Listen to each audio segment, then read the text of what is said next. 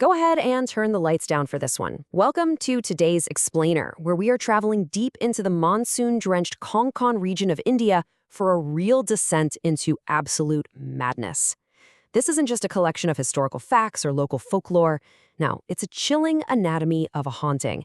We're going to look at how one single, seemingly insignificant decision can literally shatter a person's entire reality. So tell me, have you ever completely ignored a warning you knew you probably shouldn't have? Picture yourself stepping into an isolated, rain-soaked village.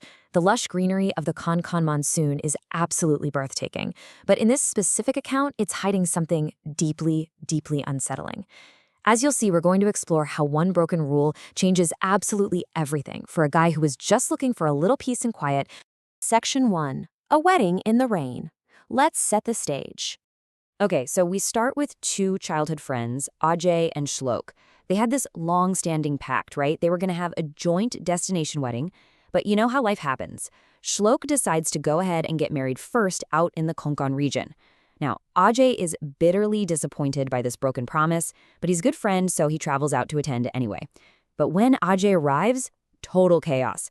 It is a wildly crowded wedding house, and Ajay realizes he's basically been stuffed into a room with several other guests. Already incredibly annoyed about the broken pact, he just hits his absolute limit. He confronts Shlok, demanding his own separate place to stay, and even threatens to leave the wedding entirely if he doesn't get some space. Feeling terrible, Shlok reluctantly offers him the keys to another property nearby. And the choice here is stark.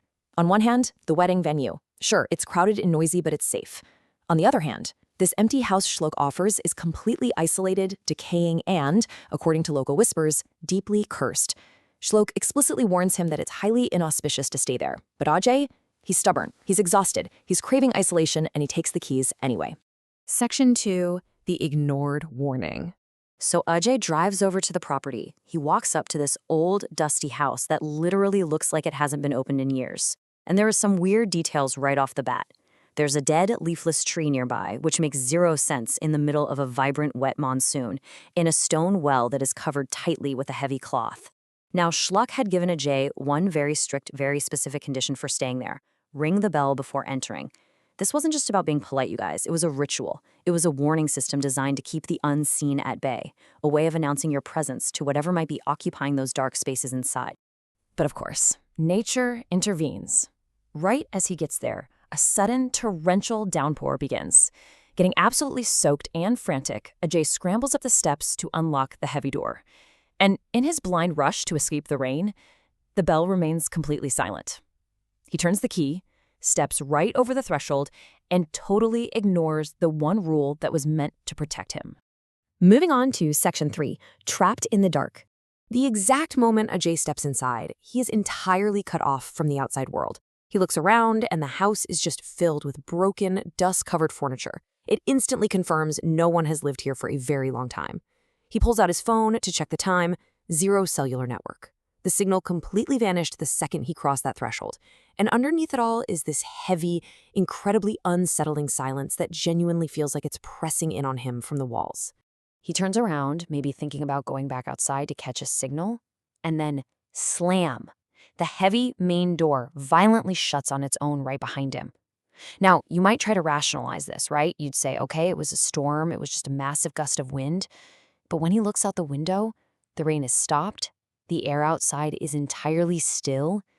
He is locked in. By sunset, that heavy silence is shattered. Ajay starts hearing violent screaming and a fierce argument coming from a locked room deep inside the house. He cautiously calls out, asking who's in there, and the voices instantly stop. Terrified, he somehow manages to pry the front door open and bolt back to the wedding venue at around midnight. But the venue is absolute bedlam. People are sleeping on literally every square inch of the floor. There's absolutely no room for him. So, incredibly reluctantly, at 2 a.m., with nowhere else to go in this dark village, he forces himself to return to the nightmare. Which brings us to Section 4, the endless murder. Ajay creeps back up to the desolate house. But right away, he notices something has changed. That thick cloth cover that was tied over the old stone well outside, it has mysteriously vanished. He forces himself inside, trying to just look at his phone and distract himself. But the violent screaming starts up again from that locked room. This time, Ajay snaps. He marches back out into the wet night, finds the exterior window to that specific room, and pries it open. It is pitch black inside. And then, a flash of lightning. In that brief, blinding light, Ajay sees a man standing in the dark, violently and repeatedly stabbing himself in the chest with a dagger, screaming, "I will kill you!" Ajay steps back in pure shock and accidentally snaps a twig underfoot. The man freezes. He looks right through the window, locks eyes with Ajay, and screams at him to get out. Ajay goes into absolute panic mode.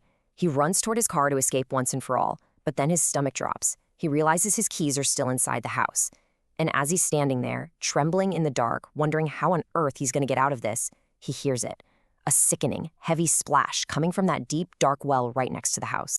He slowly walks over to the edge and looks down into the black water. Floating right at the surface is the lifeless body of a woman, covered in stab wounds. Ajay starts screaming out for help to the empty, ruined village.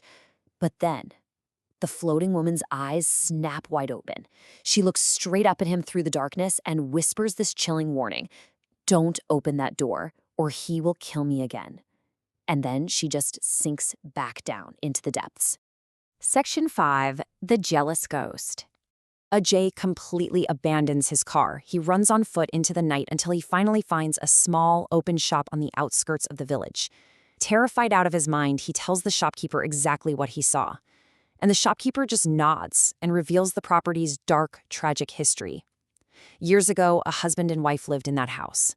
The husband was consumed by this blinding suspicion that his wife was cheating on him. One day, he caught her with another man. In a brutal, jealous rage, he murdered her with a dagger, threw her body into the well, and then took his own life. This immense trauma was so powerful that it created an eternal, cursed loop. Their spirits are trapped, repeating those exact final, violent moments every single night. What Ajay had stumbled into was a kavis. Now, in the local lore, a kavis is a vengeful spirit trapped in a violent loop of its final moments. But here's the catch. It is known to relentlessly attack any unknown man who enters its domain. And this is the crucial part. Because Ajay didn't ring the bell to announce himself as a guest, the kavis saw him as an intruder. It saw another strange man lurking in its home, and it pulled Ajay directly into its endless, terrifying cycle of jealous rage and murder. Finally, Section 6, The Broken Mind. Ajay barely survives the night, just huddled in that little shop until dawn breaks. He goes straight to Shok and tells him everything. Shok, trying to be a good friend, attempts to comfort him. He tells Ajay to just treat the whole horrific ordeal as just a bad dream. But come on, you can't unsee what Ajay saw, and you certainly can't just rationalize away true trauma. Escaping the physical ghost absolutely does not mean you've escaped the horror. This encounter left Ajay with severe psychological scars. For Ajay, moving forward, every single shadow now holds a threat. Every creak in his own house at night echoes with those violent screams from the locked room. His mind was permanently shattered, leading to severe mental health struggles long after he left the Konkan region. Because you see, the ghost didn't just haunt the old house. It followed him home in his mind. Which leaves us with this final, chilling thought to ponder. Can you ever truly escape a ghost? Or does the real haunting actually begin in your mind? The supernatural elements of our world are terrifying, no doubt about it. But the permanent psychological damage, that complete inability to ever feel truly safe again, well, that is the true horror. Until next time, stay curious, stay safe, and always ring the bell.